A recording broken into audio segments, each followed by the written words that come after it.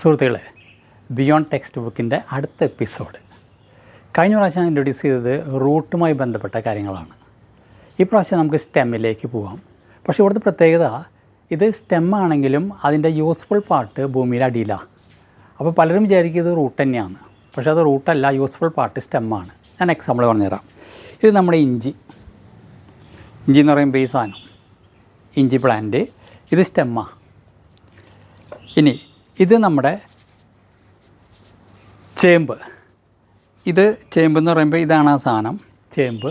ഇത് മണ്ണിനടിയിൽ തന്നെയാണ് വളരുന്നത്, പക്ഷേ ഇത് സ്റ്റെമ്മാണ്.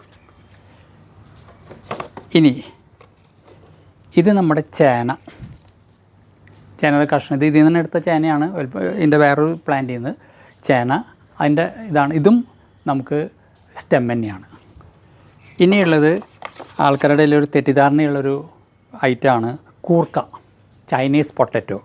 ഇത് ഭൂമിയുടെ അടിയിലാണ് വളർന്നത്. അപ്പോൾ ഇത് റൂട്ട് വെജിറ്റബിൾ എന്നുള്ളതിലാണ് കൺസിഡർ ചെയ്യണത്. അങ്ങനെയാണ് പലരും കൺസിഡർ ചെയ്യണത്. പക്ഷേ അതിൽ ചിലർ പറയുന്നുണ്ട് അത് റൂട്ടല്ല സ്റ്റെമ്മാണെന്നുള്ളത്. എന്നാലും കൂടുതലും ഒരു റൂട്ട് വെജിറ്റബിൾ എന്നുള്ളതിലാണ് നമ്മളത് പറയുക. കാരണം അത് മണ്ണിനടിയിലാണ് വളർന്നത്. അത് റൂട്ട് വെജിറ്റബിൾ എന്നാണ് കൂടുതൽ അതിൽ പോണത്. അതിൽ ചെറിയ കൺഫ്യൂഷൻ അതാണ് ഞാൻ പറയാൻ കാരണം. ചില ബുക്കുകളിൽ അത് സ്റ്റെം എന്ന് എഴുതിയിട്ടുണ്ട്, അതുകൊണ്ട് പറഞ്ഞു മാത്രം. നമ്മളത് റൂട്ട് വെജിറ്റബിൾ പോലെയാണ് കൺസിഡർ ചെയ്യുക, കാരണം മണ്ണിനടിയിലായതുകൊണ്ട്. ഇത്രയും കാര്യങ്ങളാണ് ഇന്ന് ഇൻട്രൊഡ്യൂസ് ചെയ്യുന്നത്. അടുത്ത എപ്പിസോഡിൽ ഞാൻ മഞ്ഞളും മാങ്ങേഞ്ചിനെയും കുറിച്ച് പറയാം. നിങ്ങൾക്ക് ഈ എപ്പിസോഡ് ഇഷ്ടമായാൽ ചാനൽ ലൈക്ക് ചെയ്യുക, ഷെയർ ചെയ്യുക, സബ്സ്ക്രൈബ് ചെയ്യുക, കമൻറ്റ് ചെയ്യുക. ചാനലിൻ്റെ പേര് beyond text book. Thank you. നിർത്തട്ടെ. Take care. ബൈ.